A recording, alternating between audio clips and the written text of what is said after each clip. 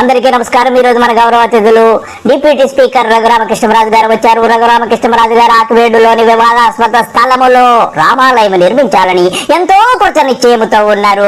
ఆయనకున్నటువంటి అనుభవం అదేనండి. బ్యాంకులను దోచేసినటువంటి దాదాపుగా 2000 కోట్ల బ్యాంకులకు బొక్క పెట్టినటువంటి రఘురామకృష్ణరాజు గారు ఆ డబ్బుతో కట్టడం ఇష్టం లేక ప్రజల నుండి భారీ ఎత్తున విరాళాలు కోట్ల రూపాయలు సేకరించి అక్కడ రామాలయం నిర్మించాలని ఎంతో పట్టుదలతో ఉంటే హైకోర్టు వారు బ్రేక్ వేశారు.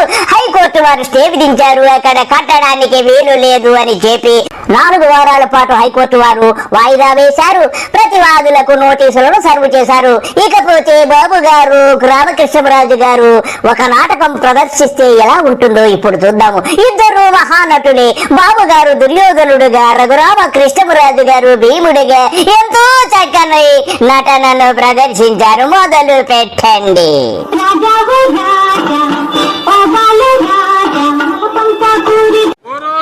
మాయాజ్యోత విజయ మధు మదోన్మత్త సుయోధన దారుని రాజ్య సంపద మదంబున కోమలి కృష్ణ జూచి రంబోరు నిజోరు దేశమున నుండగ పిలిచిన ఈ ధురాత్మ దుర్వారమదీయ బాహు పరివర్తిత చండ గదా విఘాత్. రాజుగారు ఎంత చక్కటి నటనను ప్రదర్శించారు. వాహ్వా. పోతే ఇక బాబు గారి మీద తొడ కొట్టండి. రుధోరు చేసద సుయోధనుగ్ర రణాంగ్రలంబునన్. రామకృష్ణరాజు నాటకములో అయినా బయట అయినా మీరు ఎప్పుడు యుద్ధమే చేస్తూ ఉంటారు. ఇప్పుడు బాబు గారితో ఎంతో చక్కటి యుద్ధము చేస్తున్నారు. బాబు గారి నోటికి తాళం వేశారు. మింగలేక కక్కలేక ఆయన మీ నటనను చూసి జడుచుకుని చుస్సు పోసుకుంటున్నారండి. బానిసలకంత అహంభావమా? నీ కరుణ ముందే నీ భార్యను బలాత్కరించదా? దుశ్శాసన, ఈడ్చుకురా బంధకిని ద్రౌపదిని ఈడ్చుకురా. దుశ్శాసన, గురురుద్ధ బాంధవులనే చూచుచుండ మధో గురుడై ద్రౌపదినిట్లు చేసిన కలం దుశ్శాసనం. లోక భీకర నీలను వధించి తద్విపుల వక్షస్థైల రక్తముర్వీపతి చూచుచుండ అని ఆస్వాదించదన్ జాగృతి. ఇంకొక మాట రాజుగారు, మీరు మరి ఒక మాట అంటుంటే నాకొక మాట గుర్తొస్తుంది. గతములో మిమ్మల్ని కారాగారములో వేసి బాగా కుమ్మినప్పుడు మీరు పడినటువంటి బాధ తలుచుకుంటే నా కళ్ళమ్మట నీళ్ళొస్తున్నాయి. ఆ బాధ గురించి ఒకసారి మా బాబు గారికి చెప్పండి. నా జన్మదినము నాడు నన్ను కారాగారములో బంధించిన ఈ అభినవ దుర్యోధన దుశ్శాసన కీచకులను ఈ శ్రీకృష్ణుని అండతో ఆ నికృష్టులను పరిమార్చద. రామకృష్ణరాజు గారు, విధి వక్రీకరించి మీరు ఏ పని చేసినా మీకు రివర్స్ అవుతుంది కాబట్టి మీరు ఎక్కువ ఓవర్ యాక్షన్ చేయకండి. బాబు గారు మన రామకృష్ణరాజు గారి అద్భుత నటనకు తప్పట్లు కొట్టకుండా ఎర్రి ముఖమేసి చూస్తున్నారు. చప్పట్లు కొట్టండి. చాలా సంతోషం బాబు గారు. మా యొక్క రఘురామకృష్ణరాజు గారి నటనకు మీ చప్పట్లు ఎంతో ఉత్తేజమును కలిపించాయి. ఇకపోతే రామకృష్ణరాజు గారు మీకు హైకోర్టులో ఎలా చిక్క ఎదురయ్యిందో కూడా ఒకసారి చూద్దాం. గోదావరి జిల్లా ఆకివీడు రామాలయ పునర్నిర్మాణ వివాదంలో డిప్యూటీ స్పీకర్ రఘురామకృష్ణరాజుకు హైకోర్టులో ఎదురుదెబ్బ తగిలింది. టెంపుల్ నిర్మాణ పనులను వెంటనే నిలిపివేయాలని ఆదేశించింది. స్థానిక ఉద్రిక్తతల నేపథ్యంలో ఏపీ హైకోర్టు ఈ నిర్ణయం తీసుకుంది. యథాతథ స్థితిని కొనసాగించాలని హైకోర్టు ఆదేశించింది. ఆకివీడు ఆలయ పునర్నిర్మాణానికి రఘురామకృష్ణరాజు యత్నించారు. నిర్మాణాన్ని అడ్డుకోవాలంటూ హైకోర్టును ఆశ్రయించారు స్థానికులు. ప్రతివాదులకు నోటీసులు జారీ చేసింది హైకోర్టు. విచారణ 4 వారాలు వాయిదా వేసింది. రాజుగారు, ఏమీ బాధపడకండి. హైకోర్టు బ్రేక్ ఇచ్చినా గానీ మీకు ఎంతో లబ్ధి చేకూరింది కదా. విరాళాల రూపములు అనేక కోట్లు దోచుకున్నారు. ఎంతో చక్కగా బ్యాంకులకు బక్క పెట్టినట్టుగానే ఎంతో చక్కగా అనుభవిస్తున్నారు. ఇకపోతే మీ కస్టోడియల్ టార్చర్ గురించి మాకు కొంచెం చెప్పండి. జాలైతే ఎంతో కొంత ఉంది. ఈ విషయంలో లేదు. నన్ను కొట్టిన కస్టోడియల్ టార్చర్ మీద నాకు కోపం ఉంది. కక్ష కాదు, కోపం ఉంది. ఈ విషయంలో నాకేమీ కోపం లేదు, కక్ష అసలు లేదు. మీరు ఎంత మంచివారు రాజుగారు, మీకు క్షమాగుణము ఎక్కువ. ఇకపోతే మీ ముఖము గౌడిగేది ముఖములా ఉందని ఎవరు అన్నారట, నాకు చాలా బాధగా ఉంది. మీది గౌడిగేది ముఖం ఏమిటి? మీది అచ్చోసిన ఆంబోతు ముఖము కదా. అతను ఆడు ఈడు ఏదో గౌడి గేదెలో ఉన్నాడు అని నోటు కూర్చున్నట్టు మాడుతున్నాడు. నేను ఆడికిలాగా నల్లగా ఉన్నానా? తెల్లగా ఉన్నాను కదా. మరీ మహేష్ బాబులాగా మిల్క్ బాయ్లా కాకపోయినా తెల్లగా ఉన్నాను కదా.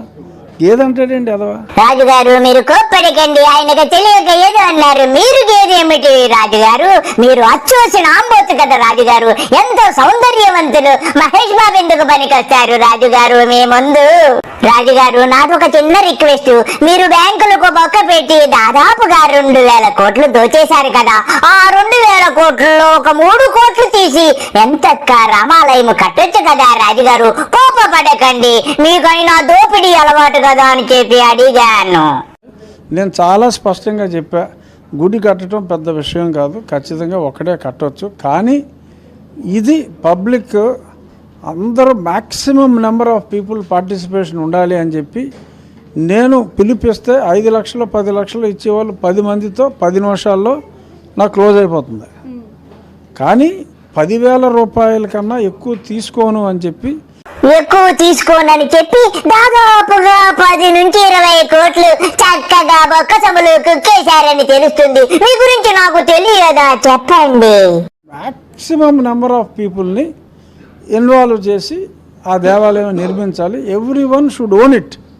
ఇది నాది అని చెప్పి ఎక్కువ మంది ప్రజలు భావించాలి అనే ఉద్దేశంతో అలా చేయటం జరిగింది. రాజుగారు మీ ఉద్దేశం నాకు తెలుసు కదా. ఎక్కువ మంది విరాళాలు ఇచ్చేదానికి దాతలు ముందుకొస్తే మన జోలు కోట్లలో నిండిపోతుంది కదా. ఎన్ని కోట్లు నిండిపోయాయో. మీ బొక్కసములో ఎన్ని కోట్లు రామాలయము పేరున మీ బొక్కసములో కుక్కుకున్నారే కొంచెము. ప్రజలకు చెబితే అందరూ సంతోషపెడతారు. మీరు ఇలాగన్నీ దాచకూడదు. నీవు వెళ్ళిన మతం, నువ్వు ప్రతిరోజు ప్రవచనాలు వినే ఆ మతం, ప్రతి ఆదివారం నువ్వు 10% సంపాదించింది. ఓహో, మీ బాధ నాకు ఇప్పుడు అర్థమైంది. చర్చిల్లో 10వ భాగం ఇస్తారు కదా. ఆ 10వ భాగము తెచ్చి మీ బొక్కసములో వేస్తే మీరు ఎంతో సంతోషపడి దళిత క్రైస్తవులందరినీ కూడా దీవించేవారని నాకు అర్థమవుతుంది. మీ బాధ ఇది. ఎంత చక్కగా చెప్పావు రాజా. అది తప్పు అని చెప్పా. సో దానికి కులాల మధ్య చిచ్చుకి ఎటువంటి సంబంధం లేదు. అయితే చర్చికి విరాళం ఇవ్వకుండా ఆ విరాళాలన్నీ తెచ్చి నీకిస్తే అది ఒప్పైపోతుందంటావు. అక్కడ వేస్తే తప్పైపోతుందంటావు. అందుక నువ్వు ఇలా దళితుల మీద పగబట్టావని ఎంత ఆలస్యముగా తెలుసుకున్నాము రాజా. రాజుగారు ఒక్క నిజం చెప్పండి. బాబు గారిని మిమ్మల్ని పూర్తిగా ద్వేషిస్తున్నారని తెలిసింది. మీరు కూడా తెలుగుదేశాన్ని 10ంతలుగా ద్వేషిస్తున్నట్టుగా నాకు తెలిసింది. నిజమా కాదా? ఎవరైతే తెలుగుదేశం పార్టీని ప్రతిరోజు ద్వేషిస్తూ ఉంటారో. రాజుగారు మొన్న మీరు TV9 రజనీకాంత్ గారితో కూర్చుని బాబు గారిని అనరాని మాటలంటే వారు బాధపడరా? ఎందుకు బాధపడరు? ఆయన ఎంతో విలవిలలాడిపోతున్నారు. అందులో తెగ బాధపడుతున్నాడు. ఏంటి అసలు రఘురామకృష్ణరాజు వలన తెలుగుదేశం పార్టీ దెబ్బతింటుంది. రాజుగారు మరి దళిత ఓటు బ్యాంకు పోతుందని మరి బాబు గారు బెంగ పెట్టుకున్నారన్న విషయం మీకు తెలియదా? వారిని అలా ఇబ్బంది పెడితే ఆయన ఎలా ఫీల్ అవుతారు? ఎప్పటికైనా మీకు తెలుగుదేశం నుంచి ఉద్వాసన తప్పదేమో అనిపిస్తుంది రాజా. ఏంటి ఇది చాలా అడ్వాంటేజ్ వచ్చేస్తుందా ఏంటి తెలుగుదేశం పార్టీకి అన్న అనుమానం నాకు వస్తుంది, ప్రజలకు కూడా వస్తుంది. మరి నీ ఉద్దేశం ఏంటమ్మా? మంచి అడ్వాంటేజ్ ఉందా? నేనైతే అడ్వాంటేజ్ కోసం చేయలే. రాజుగారు నా ఉద్దేశం చెప్పమంటారా? మీరు అడ్వాంటేజ్ కోసం చేయలేదు. మీరు ఎంతసేపు ధన సంపాదనే కదా బ్యాంకులకు దోచేసిన వాడికి. నీకు అడ్వాంటేజ్లతో సంబంధం ఏమిటి? బాబు గారి కొంప ముంచేసి వెళ్లిపోవాలని నిర్ణయించుకున్నావు కాబట్టి ఇటువంటి దుశ్చర్యలకు పాల్పడ్డావు. అందరికీ నమస్కారము. బాయ్.